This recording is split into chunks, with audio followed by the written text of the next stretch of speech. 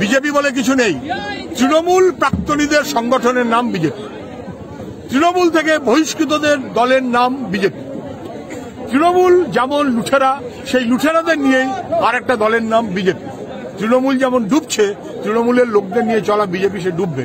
আচ্ছা, দোকানের মালটা খুব খারাপ, আপনি দোকান থেকে চলে গেলেন, কিন্তু ওই মালটা নিয়ে পাশের দোকান, সেই দোকানে কি আপনি যাবেন? সকালে তৃণমূল, বিকেলের বিজেপি। কর্মীদের উদ্দেশ্যে যেটা আমরা বলতে চাইলাম, যা আমরা এতদিন ধরে বলছিলাম, তৃণমূল আর বিজেপি বলছিল যে সিপিএম কে দেখা যাচ্ছে না, লাল ঝান্ডাকে। এখন বোঝা যাচ্ছে যে তৃণমূল এবং বিজেপি দুপক্ষই নিজেদের ঝগড়ায় সব প্রকাশ করে ফেলছে যে আমরা যা বলছিলাম সব ঠিক। আমরা বলছিলাম তৃণমূল তোলাবাজ, এখন শুভেন্দু বলছে ভাইপো তোলাবাজ।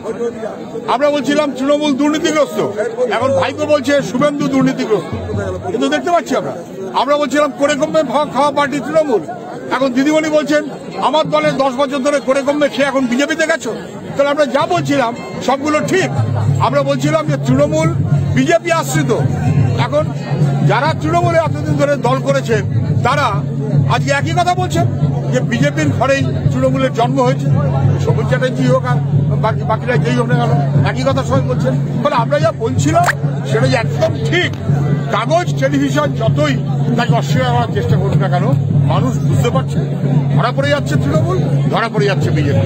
লাল ঝান্ডা শক্তি ভবিষ্যতের শক্তি।